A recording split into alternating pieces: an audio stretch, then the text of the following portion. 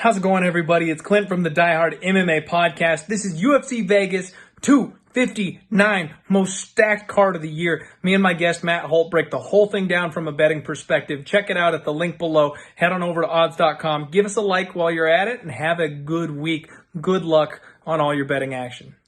Next up, we got a fight that, again, I keep saying this. I'm going to say this all night. You guys are going to get sick of hearing it. I'm so excited for this fight. Flyweight battle between Rogerio Bontorin and Kai Kara-France. Bontorin is 16-2. Kai Kara-France is one of the staples, one of the standouts from city kickboxing. Bontorin is very aggressive. He swings big at close range, big clinch knees. He's got strong wrestling, great grappling, and he's one of these guys that can lift his opponent up over his head. You know, he takes them down by sheer brute force, and he's almost impossible to stop. Slams people. He transitions seamlessly to the back, very quick, very efficient. And if you manage to get on top of him, he's extremely dangerous off his back as well. This guy's sneaky. He's got a win over Paiva, which, you know, it's funny, Matt. I've called that win fluky. I've said that win. Yeah, the cut, right? Yeah, the cut. Yeah, that was the one. I've said that was a bad win. I mean, I'm high on Paiva, and I've gone back a couple times and said, you know, that was a crap win. He should have gotten out of that. But when you really go back and look, Bontorin lands a clean shot and busts Paiva wide open. I thought it happened when he slammed him. I thought it was a freak accident, you know, just a moment when he put him on the ground. Now, obviously, cuts aren't something that you can be too impressed with. Cuts aren't something, you know, they're random. It's not something that you can count on unless you're Tony Ferguson and you're, you know, slicing and dicing people with the elbows. But he opened that cut. That wasn't some fluke. It wasn't some freak accident. He hit this guy so hard, he busted him wide open, and he deserved the stoppage. It was a terrible, terrible cut. So I kind of had to walk back what I thought on that one after reviewing the tape. The only issue with Bontorin is his last fight, he got absolutely overpowered by Ray Borg. If you remember, that's the fight where Borg just missed weight, and the UFC said no more flyweight for you. You can't compete at flyweight anymore because you just can't make the weight. So he was in there against a guy who has the same skill set as him, just way bigger. And you're never going to win that matchup. So he's coming off of that fight, and he's taking on Kai Kara-France, a guy that's got extremely technical striking, heavy hands, willing to swing and trade in the pocket, and in my opinion, has a bit of a padded record. I think he actually lost his fight to Julian Paiva. In my opinion, Kai Kara-France should be 3-3 in the UFC instead of being 4-2. And on top of that, Kai Kara-France is making a quick turnaround. He's coming off 5 months after the loss to Brandon Royval. And if anybody knows, it shows that Kai Kara-France got submitted that night. But what really happened is that Royval kicked his ass, and then he choked him out once it hit the ground.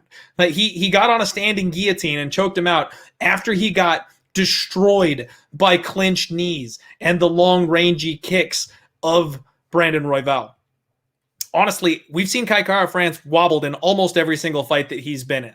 And when fighters take that kind of damage, when they take that kind of heat, I like them to take 9+ months off for them to fully recover and heal. And now he's coming in here against Bontorin, a guy that's going to test him and a guy that can bomb on him. If he wants to go blow for blow in the pocket, I think it could look a whole heck of a lot like when Pedro Munoz took out the paper chin champion with them just swinging down in the pocket. I think Bontorin can clip him. This is another spot where I'm taking the dog. I think this line is a little bit too wide. I think people don't know who Bontorin is, and I think for maybe the first time, we're getting some value because the city kickboxing flag is making this line a bit too wide. What do you think about this one? I 100% agree with you. I actually like him a lot too. And you and I were both on Brandon Royval against Kai Kara-France. And what I think's interesting here is Kai Kara-France came into the UFC with this reputation as a devastating knockout artist at 125. All 4 of his wins in the UFC are by decision. He's never scored a knockout win in the UFC by decision. I do think he's a very good technical striker, and he does have power for 125, but not huge power. He hasn't knocked anybody out in the UFC at 125. And I'm with you. I think he should be 3-3. But because he carries that city kickboxing name and has a fan-friendly style, I think he tends to get a lot more respect than he deserves, and I'm on the dog here as well at around the plus 130, plus 135 range. I like it. I'm glad to hear that you and I ended up on the same side as that one. I felt like I might be off on an island, and I got to tell you, Matt, when Twitter makes me feel like I'm off on an island, I usually do pretty well. But my Yeah, me respected too. guests, I like to agree with. this is Yeah, I don't mind this being on the opposite side of Twitter. exactly. So I put 2 units on it, Matt. I feel like the wrong fighter might be favored here. I feel like at worst this is a pick 'em. I feel like this is an even money spot. I know Kai Kara France has really great takedown defense, but then I kind of went back and I looked at the tail of the tape and I'm like, who's he really defended takedowns from? You know, he's not fought anybody who really struggled to get him to the floor. I mean, he got beat up by Brandon Moreno, which we know how good Yeah. Brandon Moreno is now. He got beat up by Brandon Royval, two guys that I would be respectful of their takedown prowess, except both of them decided to piece him up on the feet instead of taking it to the mat. Tyson Nam, who's never shot a takedown in his life, and then Mark De La Rosa, who's cut. And again, I think he lost the fight to Julian Paiva. That was mostly a striking fight.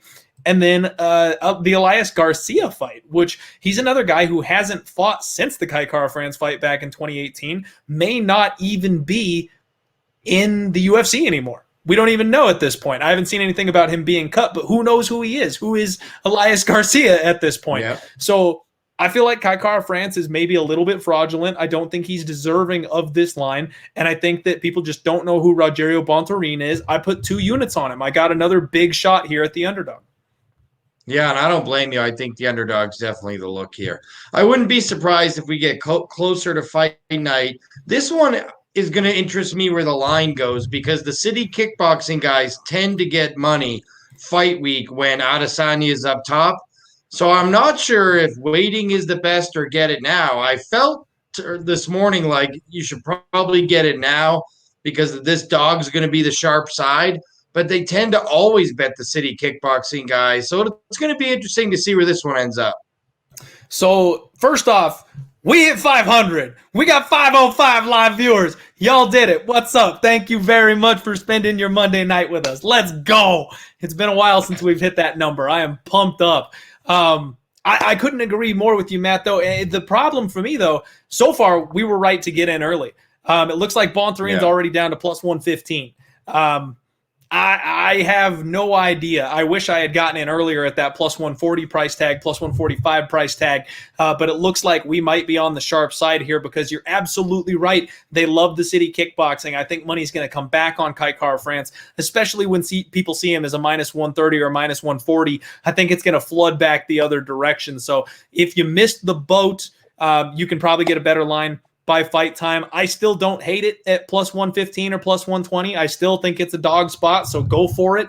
But honestly, I'm terrible at reading line movement, so I'm not sure which way this is going to swing. I like the dog. I'm taking the dog, and let's go.